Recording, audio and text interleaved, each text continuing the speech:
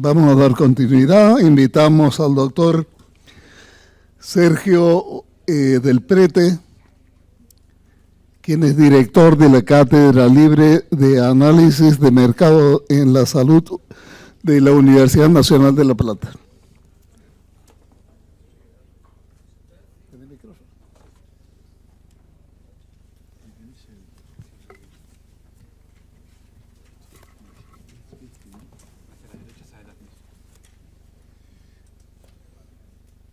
Bueno, buenos días a todos. Para mí es un honor haber sido invitado por las autoridades de este congreso, así que les agradezco muchísimo poder participar y estar aquí. Vamos a hablar un poco del tema de los medicamentos de alto precio. A mí me gusta hablar de alto precio y no de alto costo, y después les voy a explicar por qué.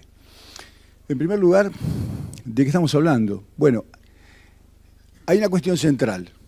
Los medicamentos son bienes. Estos bienes, tradicionalmente, se los consideró como bienes sociales o como bienes con cierta cuestión meritoria, protegida de alguna forma, controles de precios, regulaciones de precios y demás. En este momento y en esta etapa, en donde las regulaciones de precios han empezado a quedar de lado, el problema central es que el medicamento se está transformando en un bien económico. Y un bien económico es un bien privado. ¿Y qué significa un bien privado? Que tiene rivalidad y exclusión, que algún no lo va a poder tener y que otro va a tener que rivalizar para tenerlo. Ese es el problema mayor. Por supuesto, dentro de lo que es el mercado de medicamentos, los de alto precio son realmente un submercado muy complejo por las características que ha ido tomando. Tradicionalmente los medicamentos biológicos, por ejemplo, eran la somatotrofina o algunas otras hormonas. Hoy son hasta tratamientos y no solamente moléculas, y de ahí su complejidad. Tienen una característica y por lo cual la industria los ha elegido. Hace bastantes años, yo creo que a partir del año 2005, la industria dejó de encontrar nuevas moléculas químicas. Y entonces tenía que entrar en otra dimensión de producción. Y había muchas pequeñas industrias que se estaban dedicando, pequeñas y medianas, que se estaban dedicando al tema de los biotecnológicos. Muchas Big Pharma, o sea, lo que llamamos las Big Pharma, que son las industrias más importantes en el mundo, rápidamente se asociaron, Roche, por ejemplo, con Genentech, Novartis con otra, para no generar su propia línea de producción, y entonces empezaron a desarrollar este tipo de medicamentos que tienen la característica de ser un blockbuster. ¿Qué es un blockbuster? Un medicamento que en un año llega a garantizar ventas por $1 billón. Un año, $1 billón. El caso más emblemático de todo esto, y no precisamente un monoclonal, es el caso del sofosbuvir. Ustedes lo conocen, para tratar la hepatitis C. Llegó a facturar eso, y con eso amortizó la compra sobre un laboratorio que lo había desarrollado, el cual le compró el derecho de comercialización y el derecho de patente. Esto es uno de los temas, bueno, ya un poco Juan lo mencionaba, este es un tema interesante.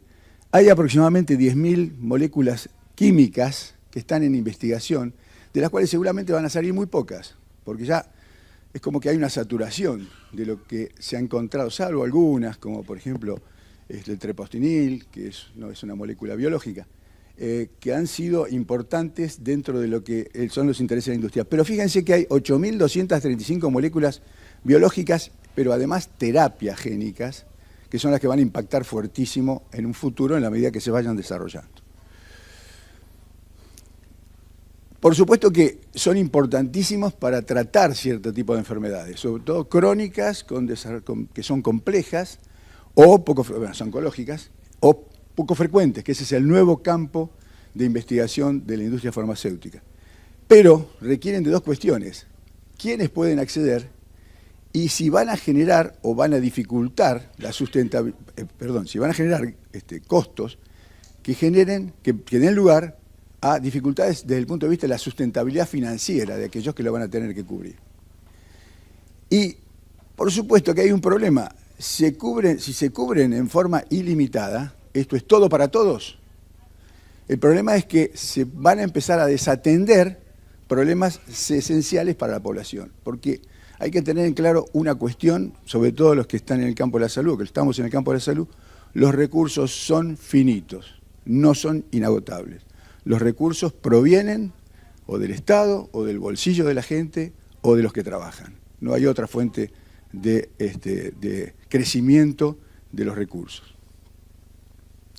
Bueno, el tema de los medicamentos de alto precio tiene que ver con una cuestión que es la innovación. Esto, por ejemplo, este punto, es un medicamento que tiene un precio determinado, vamos a decir, un costo, y una efectividad determinada. ¿Qué puede pasar o qué pasaba? Que aparecía otro medicamento similar que tenía un costo más alto y una efectividad mayor. Bueno, por supuesto, ese era rápidamente aceptado. ¿Por qué? Bueno, por esta razón. Era mucho más costo efectivo que el anterior, los resultados eran mucho mejores y no era mucho mayor el gasto. Ahora, ¿cuál es el problema que apareció después? Que el medicamento es mucho más caro, pero genera mucho menos efectividad. La efectividad es apenas marginal como beneficio, como utilidad para el paciente. Eso es un tema, por supuesto. Acá hay un desafío. Esto, digamos, nos complicó muchísimo lo que es el tratamiento en función del costo y la efectividad. Puede aparecer, por supuesto, un medicamento que es mucho más efectivo, que tiene el mismo precio, y entonces ya no tiene un beneficio marginal, tiene un beneficio real. Lo que se ha generado acá es lo que se llama el gap innovativo, es decir, la innovación disruptiva, porque cambia totalmente el futuro del tratamiento de la enfermedad, pero además incorpora otra cuestión, es mucho más caro. Y para financiarlo hay que necesitar más recursos. Entonces, el problema que enfrenta el gap innovativo es, bueno, este sería un ejemplo de lo que hoy hablaba el ministro, de los biosimilares. Un biosimilar alcanza la misma efectividad con un poco menos, no es mucho, la disminución de precio que tiene, alrededor del 20-30%, no más, pero quizás es importante. Por supuesto que cuando un país empieza a desarrollar biosimilares, deja de lado los originales, que son mucho más costosos. Y entonces el problema es que el gap innovativo tiene como contraparte el costo de oportunidad. Es decir, si hay que pagar esto, ¿qué tenemos que dejar de hacer para pagar esto? Porque no podemos seguir haciendo todo porque no vamos a tener los recursos. Y entonces acá aparece un tema complejo, que es cómo construir la lógica del no, cómo poder decir que no. Porque hay una cuestión central, que también la podemos analizar desde lo ético, que es la diferencia entre el beneficio individual y el beneficio colectivo. Una persona se puede beneficiar, ahora, ¿cuánto beneficia eso al resto? Ese es el tema central. Y esto es una discusión ética muy fuerte. No tengo tiempo, lamentablemente, para llevarla adelante, pero es una discusión, desde el punto de vista ético, muy fuerte. Bien, entonces, el problema de los MAP son precisamente disruptivos en cuanto al mecanismo de innovación, es un mecanismo de expansión de costo, es un mecanismo franco de expansión de costo.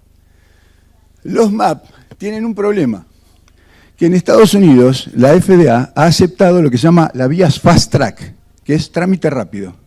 Inclusive hay muchos medicamentos hoy de tipo biológico que salen al mercado con una aprobación de fase 2, ni siquiera completan la fase 3. La fase 3 después se hace, digamos, en el mundo real. Muchos medicamentos, algunos en particular, han tenido que ser sacados del mercado porque en el mundo real, que es donde se mide la efectividad, la eficacia se mide en las pruebas de investigación y desarrollo, la efectividad se mide en el mundo real, esos medicamentos tuvieron que ser retirados porque no tenían ni siquiera la efectividad que se suponía. El caso más importante fue el lecanemab, que era un medicamento para tratar el Alzheimer, que fracasó rotundamente, y afortunadamente el Medicare dijo que no lo iba a financiar porque no había ninguna garantía de que fuera efectivo. Pero la otra es la presión de las asociaciones de pacientes. ¿Por qué? Porque, por ejemplo, en el caso del que yo le digo, el lecanemab, la Asociación de Pacientes del Alzheimer en Estados Unidos, presionó sobre la FDA para que autorizara su comercialización, aún sabiendo que su efectividad no estaba realmente contrastada. Y esto fue un tema muy polémico, Pero bueno, hoy las asociaciones de pacientes tienen una posición muy particular y de alguna forma vamos a ver después por qué. Hay otra cuestión, no es solamente el tema de los monoclonales, porque esos son moléculas. Hay tratamientos que todavía no los tenemos aquí, pero que sí, en la medida que empiecen a aparecer, su peso en cuanto a costo va a ser muy significativo. Están las células CAR-T, la terapia con células CAR-T, las CRISPR, que son los sustitutos del gen defectuoso, y todas las que son plataformas inmunoncológicas que hacen que las células T se enganchen con el biomarcador del tumor. Ahora, las terapias, miren esto, ¿no? Las terapias CAR-T, que comercializa una Big Pharma, de origen suizo, vamos a poner el nombre, tiene más o menos un precio de $400.000 por paciente. Este es un tratamiento que se hace intrahospitalario. Se toman las células, se identifican las células CAR-T, se las activa contra determinado tumor y se las reinyecta en el paciente. Todo eso dentro del hospital. Es decir, no es una molécula, es un tratamiento para algunas formas de leucemia. Pero el Hospital Clínic de Barcelona desarrolló la misma terapia, CAR-T, a $90.000. ¿Cuál es el precio real del medicamento? El del tratamiento o del medicamento. ¿400.000 o 90.000? Bueno, acá empieza a ver una de las dudas mayores respecto de por qué el precio de los medicamentos, por qué son de tan alto precio. Fíjense las terapias CRISPR, no las que sustituyen gen. El Casgevy es para anemia de células falciformes, 2.200.000 pesos el tratamiento. El Lyfgenia, que también es para lo mismo, que es de otro laboratorio, 3 millones de dólares, y el Engenix para la hemofilia B, 3.5 millones. O sea, son lo mismo que el Zolgensma, pero nada más que ya con más frecuencia y más pacientes. Estos todavía tampoco están aquí, pero en cualquier momento los vamos a tener visitando Argentina o América Latina. Y las moléculas, hay otro tema, que es haber descubierto que el problema no está en el cáncer, sino en el perfil genético, en el patrón genético que tienen. Entonces, ¿qué ocurre?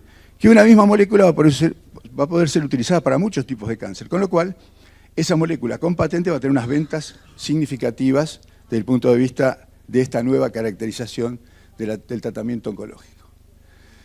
Entonces, cuando no hay evaluación de efectividad contrastada de lo que se usa, esto es un problema, porque hay muchos trabajos que no muestran efectivamente que tengan una efectividad significativa, ahora vamos a ver, respecto de lo que están siendo utilizados.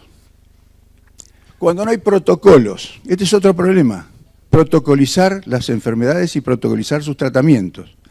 Nosotros trabajamos mucho con la autonomía profesional y la decisión del médico de yo trato así porque así me acostumbré. No, hay que seguir protocolos, hay que empezar a acostumbrarse a seguir protocolos. Otro tema, y más importante, no hay ratio de costo-efectividad incremental para decidir sobre el impacto económico de lo que se está usando. El ratio de costo-efectividad incremental es cuánto es la diferencia de costo entre los tratamientos y cuánto es la diferencia de efectividad. Y eso se calcula, eso es no es simplemente una división simple, sino que es es un valor exponencial que se relaciona ¿con qué? Con el PBI cápita. Entonces, se dice que una molécula, un tratamiento se puede aprobar cuando es igual a un PBI cápita. Cuando llega a 3 PBI cápita, entonces ahí la decisión ya no es técnica, sino que es una decisión de tipo político. Ahora es el problema, que estos cálculos que se han hecho de ratio de costo-efectividad incremental están hechos para países europeos, cuyo PBI per cápita está por encima de los $50.000, 30.000, digamos. Vamos a poner, pues Inglaterra tiene 30.000, que es el que más lo usa. Si nosotros lo trasladáramos a Argentina, nosotros tenemos un PBI de $13.000. Estamos en problemas. Tenemos que hacer un recálculo de ver cuánto estamos en condiciones de pagar para, a veces, más precio del que tiene en la misma Europa, una molécula. Este es otro de los temas. ¿Podemos cubrir todo para todos? Discusión que también tiene mucho de ético. Y la cobertura, por ejemplo en Argentina, implica que un medicamento tiene precio 0. ¿Para quién? Para el paciente. Pero precio 100 para el financiador. Entonces aquí no hay ningún tipo de restricción. Lo que hablaba el ministro hoy del moral hazard o el azar moral no es un problema del paciente, es un problema del médico que lo prescribe. Porque precisamente la otra cosa que decía el ministro de la asimetría de información es que el paciente no sabe absolutamente nada y el médico sabe absolutamente todo. Y a veces direcciona sus intereses también. Y no se entiende el significado de la regla del rescate. ¿Qué es la regla del rescate? Cuando tenemos un paciente que ya no hay mucho más que hacerlo y todo lo que le hagamos va a sumar costos, pero va a bajar efectividad. Es un punto clave. Cuando aumentan los costos, pero baja la efectividad. Y entonces seguimos utilizando oncológicos, medicamentos oncológicos que solo aportan 2.2 meses de vida más, con un costo, por supuesto, muy alto. Entonces, el precio del medicamento de alto precio, valga la paradoja, es la punta del iceberg. Es la punta del iceberg. Es nada más que lo que vemos. Lo que dice, bueno, esto. ¿Qué es esto? Bueno, ahí está. El precio es lo que vemos. Lo que no vemos es el 85% restante. ¿Y qué tiene ese 85% restante? Bueno, todos estos problemas que yo les vengo mencionando. El precio entonces es el 15% del peso total, pero el 85% es el costo porque el medicamento es de alto precio, pero transforma la efectividad de alto costo por el uso mayor de medicamentos que habitualmente. Es decir, hay una diferencia conceptual entre el medicamento de alto precio y la enfermedad de alto costo. El costo es la suma de todo lo que estamos utilizando. Esto es un tema interesante, ¿no? Los dilemas del futuro. Fíjense, 2017, estamos a 8 años. Todos los lanzamientos que se hicieron en Estados Unidos tuvieron precio de lista por encima de los $100.000 anuales, los tratamientos. Y la media superó los 150.000. Fíjense cómo fue creciendo. Bueno, muchos de estos medicamentos ni siquiera están acá. No los tenemos todavía en América Latina, ni en Argentina. Pero ¿qué pasa si van entrando cada vez más? Si alguien no le pone freno. Porque el ANMAT, por ejemplo, es un mecanismo regulador simplemente de entrada. Autoriza o no, dependiendo de si tiene patente o no tiene patente, si tiene autorización por la FDA o la Agencia Europea del Medicamento, del protocolo que se muestre y demás. Pero acá nadie regula el precio y nadie fija precio tope.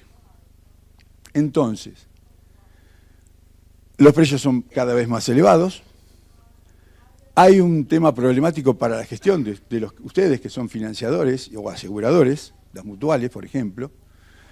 Tienen un problema de incertidumbre terapéutica porque no sabemos en realidad la efectividad contrastada. Ahora les voy a mostrar por qué. No tenemos mucho datos sobre efectividad contrastada. No tenemos una agencia de evaluación de tecnología todavía, a pesar de que muchos otros países la tienen. Pueden ser un obstáculo al acceso a tratamiento. Y esto implica desigualdad de oportunidades. El tratamiento puede ser una desigualdad de oportunidades, que algunos lo consigan y otros no. Porque si tienen un paciente que es privado, un paciente que esté de las obras sociales o un paciente que está en un hospital, es probable que entre los tres exista una muy fuerte desigualdad de oportunidades. Y la expansión del gasto, por supuesto, tiene que ver con esto de la sustentabilidad de los sistemas de salud, no solamente de los financiadores. Y todo esto tiene que ver con las decisiones que toman las Big Pharma, porque a las Big Pharma no les interesa mucho, vamos a ver un poquito el porqué ahora, de cuál es el costo, de cuál es el precio que fijan. Y cuando dicen, lo hacen en función del costo de investigar y desarrollar, acá hay una falacia. El Centro Tufts del Desarrollo del Medicamento, que es de la Universidad Tufts, que tiene, primero está financiado por las farmacéuticas, después tiene 60 laboratorios y 60 productos de los cuales se desconoce cuáles son los laboratorios y cuáles son los productos, estableció un precio para la investigación y desarrollo, un costo, vamos a ponerle, de $2.600 millones. O sea, supuestamente desarrollar una molécula sale ese precio. Pero ¿qué pasa? Dentro de ese precio o de ese costo, el 50% es el costo de oportunidad de los inversores de por qué no invirtieron en otro ámbito mucho más rentable. Porque saben ustedes que la industria farmacéutica es la industria hoy más rentable del mundo, inclusive mayor que la industria de la guerra y el interés financiero. Y entonces los financiadores ya no son de los laboratorios, son financiadores externos que ponen su capital. Hay muchos ejemplos, no tengo tiempo para contarlo, pero esto es clave. el costo real de un medicamento desarrollado por un oncólogo muy joven americano que se llama Vinay Prasad, haciendo el mismo ejercicio con datos de también las empresas también que producen medicamentos oncológicos, lo estableció en $800 millones. Es decir, casi la tercera parte. Entonces, tenemos algunos problemas cuando hablamos de costos y de cuánto impacta esto en los presupuestos no nacionales y demás. En nuestro país, el gasto del submercado de medicamentos es el más complejo para calcular. Es dificilísimo calcular. Prácticamente no hay mucha información.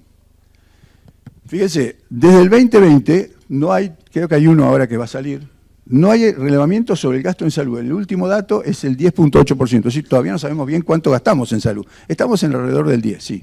Pero no podemos hacer un cálculo preciso de cuánto es el gasto del medicamento sobre el gasto total en salud, porque no lo tenemos. Tenemos datos del INDEC, pero los datos del INDEC de los medicamentos solamente son facturación de la industria farmacéutica a precio de salida del laboratorio sin IVA y de reventa de importados, que son los de los laboratorios, digamos, que están agrupados dentro de KM, ¿no? De la Cámara de Laboratorios Importados. Y los MAP están dentro del capítulo, del código L de la clasificación ATC, que es la anatómica, técnica y química. Bueno, entonces, sí podemos hacer una aproximación. Yo les voy a traer un ejercicio de aproximación de cuánto es el gasto. Son proxy, por eso lo digo ahí, son proxy. Esto es una secuencia de años. Este es el gasto de los medicamentos en millones de dólares, son miles de millones, son billones, son 4 billones. Ha ido creciendo significativamente hacia el 2024. Esto es precio de salida del laboratorio sin IVA, no es un dato total, ¿no? Absoluto del mercado de medicamentos, pero siempre es un indicativo. Esto es el gasto en medicamentos importados, esto es reventa de importados, ha subido significativamente. Esto es la relación entre reventa de importados y gasto en medicamentos, ha subido al 32%, es decir, que tenemos mucho más medicamentos importados que, fíjense, tienen que ver con precisamente el código L, oncológicos e inmunomoduladores, el 12%.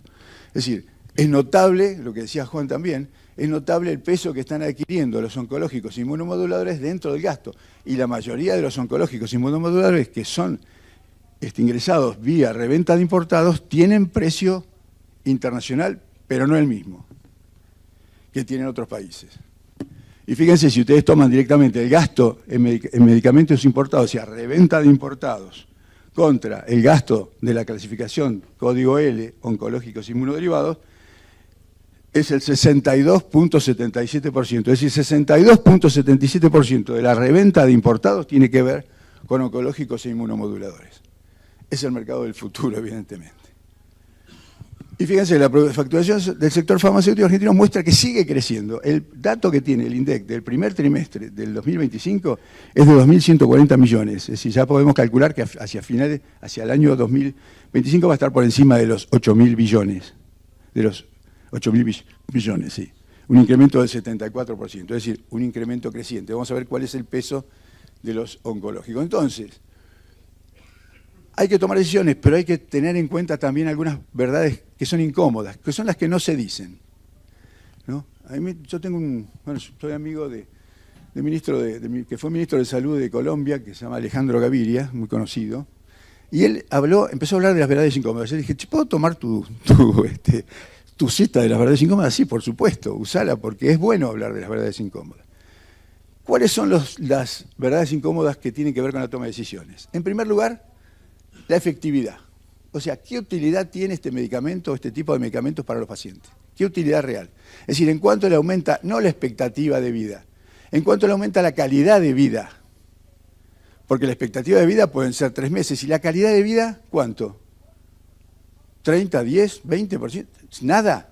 Bueno, ahí está el dilema. Primero, porque estamos usando indicadores viejos. Porque en todos lados usan años de vida ajustados por calidad y nosotros seguimos utilizando indicadores de expectativa de vida. ¿Cuál es el precio real del mercado?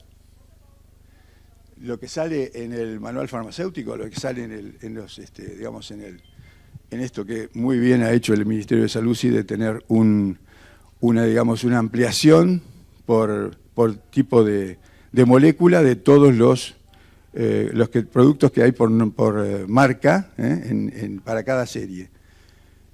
¿Es ese realmente? Bueno, no lo sabemos. Ahora vamos a ver por qué. Este tema, los conflictos de interés. Este es un tema muy importante porque tiene que ver con la asimetría de información de la que hablaba el ministro. Y por supuesto con el azar moral, que no es, vuelvo a repetir, un problema del paciente, es un problema de quien prescribe e indica. Y después esto, no hay evaluación económica y aplicación de ratio y costo-efectividad para tomar decisiones, sobre todo teniendo en cuenta el tema del PBI de cada país y de sus características, y lo de cada país y sus características. No es lo mismo que nosotros analicemos un estudio hecho en Europa que un estudio hecho en Argentina, no es lo mismo. Los costos no van a ser lo mismo. La efectividad puede ser real y podemos tomar metaanálisis para hacer efectividades contrastadas también, si las tenemos. Entonces, miren esto, sobre la efectividad. Muy poquitas cosas les traje por el tema del tiempo, pero es interesante esto. 68 indicaciones para 48 medicamentos oncológicos aprobados por la Agencia Europea de Medicamentos en 4 años. 57% no mostraron evidencia de beneficios, supervivencia o calidad de vida clínicamente significativa. Este es un trabajo publicado en el British Medical Journal del 2017, ahí está la página, una mujer Cohen, una investigadora. Más de 2/3 de los nuevos medicamentos oncológicos constituye la categoría más amplia de nuevos tratamientos, se aprueba en base a ensayos clínicos de un solo grupo. No hay doble ciego o triple ciego, no hay grupos de control y los seguimientos son breves. Y encima se comparan contra placebo, no contra tratamiento existente en el mercado. Este es un trabajo de Davis, también del British Medical Journal. Y otro, los ensayos clínicos en oncología miden con mayor frecuencia criterios de valoración intermedia. Este es un tema. No hay punto final, son múltiples puntos. Entonces, ¿a cuál le damos valor? Un conflicto realmente, no sabemos. Que no predicen en forma fiable la mayor supervivencia del paciente ni mejor calidad de vida. Este es un dato clave. Porque no sabemos si el medicamento realmente tiene una efectividad contrastada. Si realmente genera lo que pensamos que va a generar o que el paciente cree que le vamos a dar. Fíjense, esto es un dato de Alejandro Gaviria. ¿Cómo se manipula la evidencia? Ghostwriters, escritores fantasmas. Hay muchos escritores fantasmas que escriben para la industria y escriben trabajos de investigación con nombre y apellido que después resultan ser falsos. Múltiples puntos finales, lo que le decía recién. ¿A cuál creemos? ¿A cuál punto final tenemos que creerle? Ocultamiento de eventos adversos. Bueno, todo esto saben que pasó con el Vioxx, ¿no? Con el famoso Vioxx, que hubo retirado del mercado porque tuvo múltiples fallas con tema de infartos en pacientes. Ahora, cuando se hizo la fase 2 y 3 en investigación, el evento estaba, el laboratorio lo retiró. No digo cuál es el laboratorio. Los éxitos se maximizan, los fracasos se minimizan en la industria. El aducanumab era un éxito para tratar el primer tratamiento para el Alzheimer, era un éxito. Se hizo solamente sobre 123 pacientes. Se tomó el tema de la hipótesis amiloide como teoría y entonces se hizo un estudio de la placa amiloide y se hizo otro estudio de cognitivo. Se llevó a un congreso en Europa en el mismo momento o a la misma hora que iba a abrir la Bolsa de Valores en Nueva York. Por supuesto, se presentó como un éxito, ya resolvía el problema del Alzheimer. ¿Qué pasó? Automáticamente, cuando abrió la bolsa, el laboratorio, no digo el cual, pero no es de acá, pero no importa, el laboratorio ganó el 9% en su capital accionario. Y después, ¿qué pasó con el aducanumab? No sirvió para nada, porque fracasó la fase 3 cuando se asoció con Takeda y lo desarrolló en el mundo real. Y fíjense, una base de datos muy interesante, que es Retraction Watch, que le pide a los investigadores que le manden datos respecto de cómo fue hecho el artículo, 19.000 artículos que tenían dudas, 93% de los investigadores no mandaron ninguna información. Y este es un tema importante, este es un trabajo de un investigador sueco, James Heathers, que dice, 1 de cada 7 papeles científicos son falsos.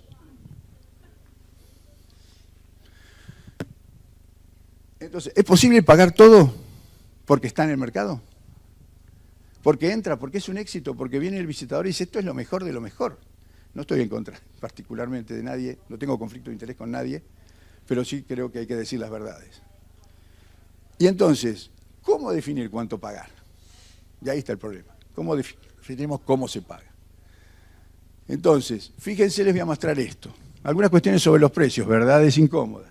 Miren todos estos países, hay de todos lados, ¿no? Sudáfrica, Australia, Colombia, Brasil, Grecia, Turquía, Canadá, Noruega. Esto es por miligramo de abatacept en el 2019, es un trabajo colaborativo, yo trabajo en este proyecto. Chile, México, ¿dónde estamos? Abajo de todo, ¿qué tenemos? El percentil más alto, el precio más alto de todos estos países comparados. Miren el miligramo cuánto cuesta, de 0,46 a 4,06 dólares en Argentina. Otro, este es también, este es otro, ese lo hice para el proyecto DIME también. La misma molécula, la misma marca, la misma presentación, países distintos, México, Chile, 2 de América Latina, España, Canadá, 1 de América del Norte, Argentina. Precio en la moneda del país, acá lo tienen. Precio en dólares, lo más interesante, el dólar de momento. ¿Cuál es el más caro? Nosotros, el nuestro. Comparado con México, que es mucho más barato, y con Chile, que es mucho más barato. Estamos frontera de por medio, Andes de por medio. Esto es lo que yo le decía del precio. ¿Es real el precio? ¿Cuál es el precio del mercado? Y otra más, si los canso bastante, sobre una serie de moléculas nuevas, son todos MAB, son todos monoclonales, la mayoría, acá están los nombres, la presentación y los precios de mercado. Argentina, tabla gris, México, Chile, Colombia. Miren las diferencias. Todas las diferencias son contra Argentina. Tenemos los precios más caros de América Latina. Los más caros de América Latina. Enfrentamos los precios más caros de América Latina.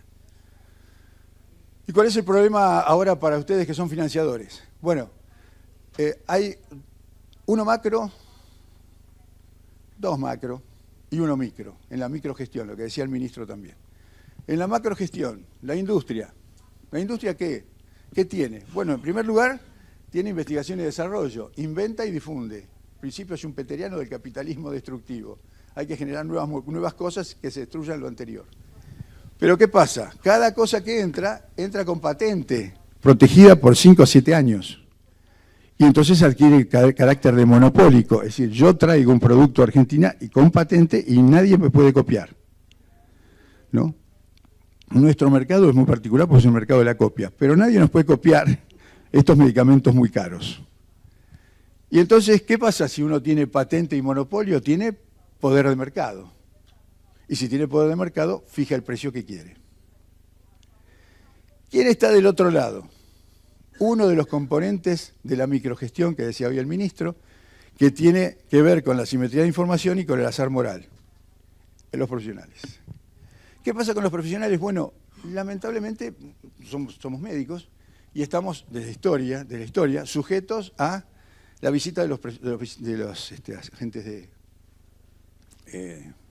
ventas, de los laboratorios, etcétera, etcétera, con algunas cuestiones que tienen que ver con lo que principalmente financia la industria, que es el marketing. El 30% de los gastos de la industria van ahí, al marketing. ¿Para qué? Para tener que ver con la actitud del profesional. De cualquier forma, ¿no? Bueno, nos pueden financiar un congreso, una beca de estudio, o un viaje, no importa. Y entonces, ¿qué genera esto? Los famosos conflictos de interés que yo les hablaba hoy.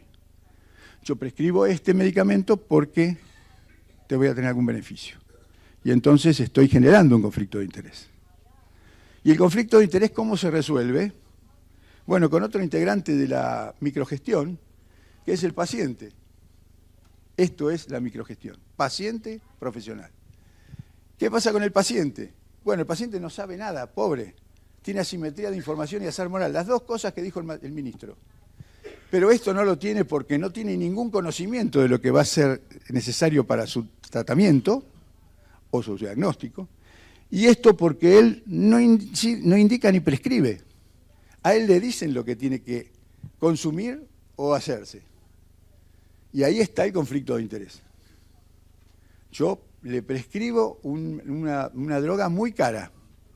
Hace poco tuvimos un caso, donde estaba, bueno, no voy a decir dónde, porque, bueno, pero una persona que vino a pedir Luxturna.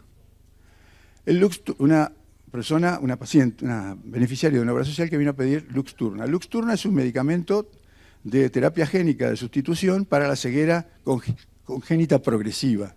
Es decir, que el chiquito prácticamente nace con eso y lo va desarrollando a lo largo del tiempo. Entonces, hay que darlo lo antes posible.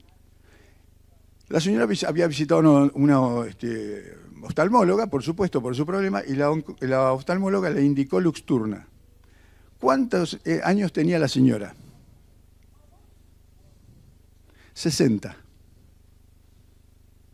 ¿Qué va a resolver con Luxturna? ¿Saben cuánto cuesta el Luxturna? $500.000 por tratamiento cada ojo. Hay que darle los 2 ojos. $1 millón. ¿Dónde está la relación? ¿En la simetría de información? Sí. ¿En el azar moral? De aquel lado, sí. Conflicto de interés. Y también está esto que yo les mencioné, las asociaciones de pacientes, que son las que representan a los pacientes, no aquí solo, sino en todo el mundo. En España pasó con el Sofosbuvir, en Inglaterra también, en Estados Unidos con el lecanemab para el Alzheimer. Es una de las preocupaciones encontrar la piedra filosofal para el Alzheimer, porque el que encuentre la piedra filosofal del Alzheimer se vuelve... La empresa que lo consiga es billonaria. Lilly está desesperada buscándolo hace tiempo, Biogen también, no lo encuentran. Bueno, pero tienen esto. Entonces, financian las asociaciones de pacientes, o sea, y están los trabajos, no los puedo traer, pero si ustedes tienen interés se los mando. Los trabajos que dicen que las asociaciones de pacientes reciben financiamiento de la industria para ciertas actitudes conjuntas. Son verdades incómodas, por eso los vuelvo a poner. Y después está el otro tema. La famosa...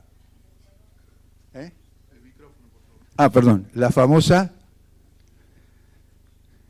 judicialización del tema.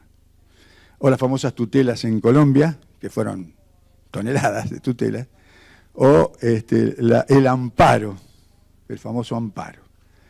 ¿Y quién maneja el amparo?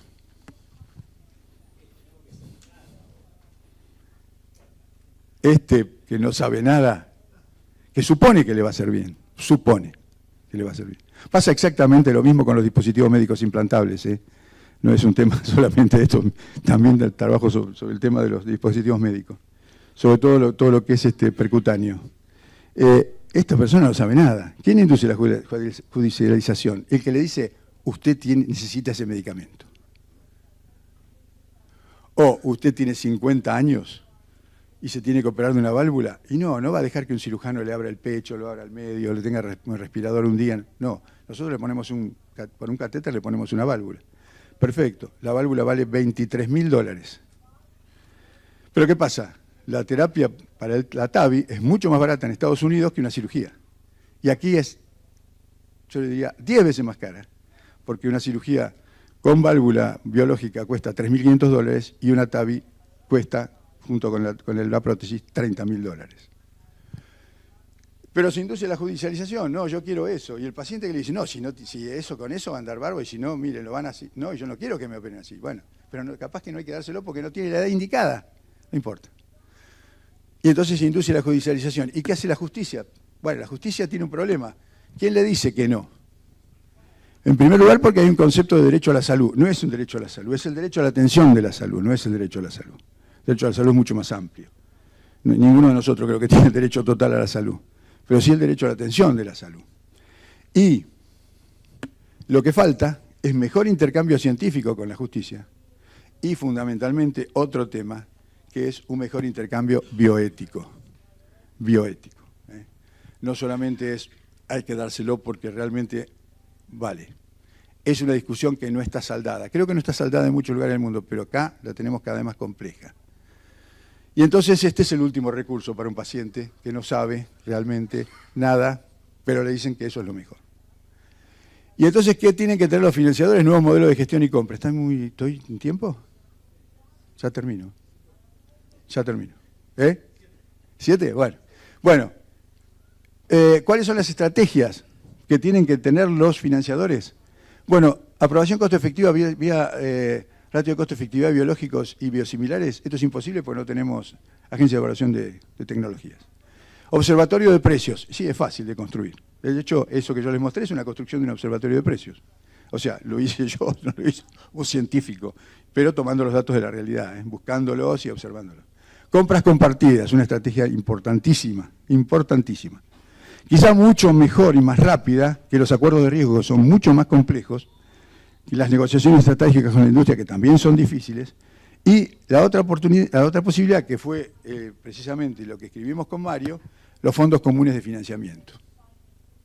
En ese libro que gracias a FAMSA lo pudimos editar, y además Juan fue uno de los principales impulsores de que trabajáramos en el tema y nos dio toda la apoyatura. Entonces, biológicos, ¿qué problema tenemos? En América Latina no hay biológicos, porque no hay investigación. Es mucho dinero que se necesita, sí, para investigación y desarrollo. Por eso la región depende de todos productos importados. Lo que sí podemos empezar a trabajar es en biosimilares, pero se producen poco. En primer lugar, porque la patente dura entre 5 y 7 años, entonces hay que esperar 5 años para poderlo introducir y que sea competitivo. Y hay que investigar moléculas que son diferentes al original, no son iguales, a diferencia del medicamento químico, que es el genérico, que se copia, porque se hace igual, porque se hace en un laboratorio de procesamiento químico.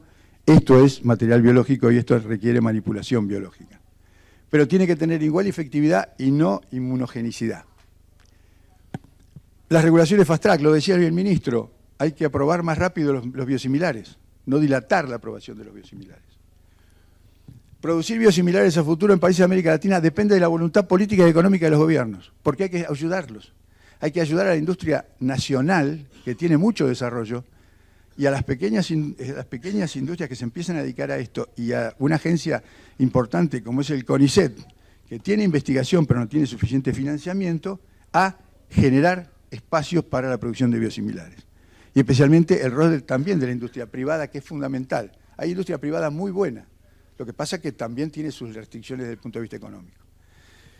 Y entonces sí, estimular clústeres biotecnológicos en América Latina, asociarse entre países de América Latina, Brasil, Uruguay, Chile, para producir biosimilares. Y inclusive compartir la investigación y eliminar las barreras. Bueno, estos son los observatorios de precios. Bueno, se usan para mercados monopólicos, proveen mecanismos de medición, monitorean tendencias de precios. Y fíjense, esto es de Chile. Chile tiene un observatorio de precios. Colombia lo tuvo también. El primero que lo tuvo fue en Colombia, por Alejandro Gaviria. El que lo siguió fue Chile. Miren las diferencias que hay en precio de un producto, ¿no? Es decir, el abacavir. Es mucho más barato en Brasil o en Colombia, entonces comprémosle a Brasil o Colombia, no le compremos a Estados Unidos, no le compremos a Australia, Alemania. Sepamos a quién comprarle. Es problemático, pero la innovación en la regulación está en poder acordar un precio techo también. Es decir, ¿por qué no saber con qué precio va a entrar antes de que entre a la comercialización? Y ahí es donde se fija el precio. ¿Por qué no? Bueno, muy bien.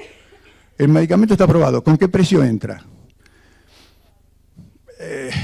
$50.000. No aceptamos que entre. ¿Por qué? Porque no es nuestra posibilidad de financiarlo. Bueno, muchos países lo están haciendo. Inglaterra lo está empezando a hacer. España lo está intentando hacer también. Hay que aprender de los otros, no solamente que nosotros tenemos solamente la partitura y sabemos tocar la música. Este es otro tema. Los acuerdos innovadores a partir de pago por resultados es un medio, no es un fin en sí mismo. Pero sí puede ajustar el gasto al real valor terapéutico, a la utilidad real. Bueno, perfecto, es una droga nueva. El Zolgensma, por ejemplo. Todavía no sabemos si el Zolgensma ha curado definitivamente o no a los chicos a los que se le administró. Es posible que haya que darle otra dosis más, porque son muy chiquitos. Y esa reparación genética quizá no sea total. ¿Tuvo efecto? Sí, pero hay que seguirlo en el largo plazo. Ok, ¿por qué no asociarse con la industria que pague el principio y si realmente hay resultado nosotros seguimos pagando la diferencia o el resto? No pagarlo todo y después ver qué pasa. Diferentes patologías requieren diferentes sistemas de pago. Bueno, esto no. Y es necesario mucho más investigación para reducir estos efectos que se dan entre laboratorios y financiadores respecto de cuáles son los mecanismos más útiles para la compra. Muchísimas gracias por la atención.